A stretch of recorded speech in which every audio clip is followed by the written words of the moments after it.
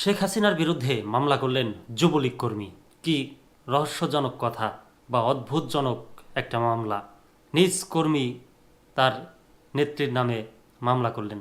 সে কি বাঁচার উদ্দেশ্যে, নাকি নতুন করে তার পরিচয় বিস্তার করার জন্য, বা আশেপাশের ঝইঝামেলা থেকে মুক্ত থাকার জন্য এমন কাজ করলেন? একটু বিস্তারিত জানার দরকার। খবরটা হচ্ছে প্রথম আলোর খবর। যুবলীগ কর্মী মামলা করে দিলেন একদম স্বয়ং শেখ হাসিনার নামে। নিজে বৈষম্য বিরোধী ছাত্র আন্দোলনে হামলার মামলায় আসামি। পুলিশের খাতায় রয়েছে অস্ত্র মাদক সহ আরও ৩ মামলা।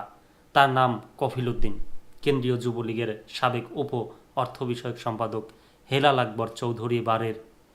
আকবর চৌধুরী বাবরের অনুসারী হিসেবে পরিচিত। বিভিন্ন মিছিল সমাবেশে তার সঙ্গে যোগ দিয়েছেন। নিজের হোয়াটসঅ্যাপের প্রোফাইল ছবিতে বাবরের সঙ্গে তার ছবিও আছে। সেই কফিল বাদী হয়ে সাবেক প্রধানমন্ত্রী শেখ হাসিনা, সাবেক স্বরাষ্ট্রমন্ত্রী আসাদুজ্জামান খান সহ আওয়ামী যুবলীগের নেতাকর্মী সহ ১৮৭ জনের বিরুদ্ধে মামলা করেছেন চট্টগ্রাম আদালতে। তবে পুলিশ জানায় বৈষম্য বিরোধী ছাত্র আন্দোলনে হামলার অভিযোগের এক মামলায় কফিল নিজেও আসামি। ১০ নভেম্বর কোতোয়ালি থানায় ২৭৮ জনকে আসামি করে মামলা করেন মুহাম্মদ রাইহান নামের এক যুবক। মানে এতটা হাসি পাচ্ছে, নিজেও আসামি যেই মামলার, যেসব মামলার, উল্টো মানে এটা কি কোনো প্রতিবাদ, বা যে আমার নামে মামলা করছে আমিও মামলা করলাম? দেখি বিস্তারিত পড়ে দেখি আসলে ঘটনাটা কি।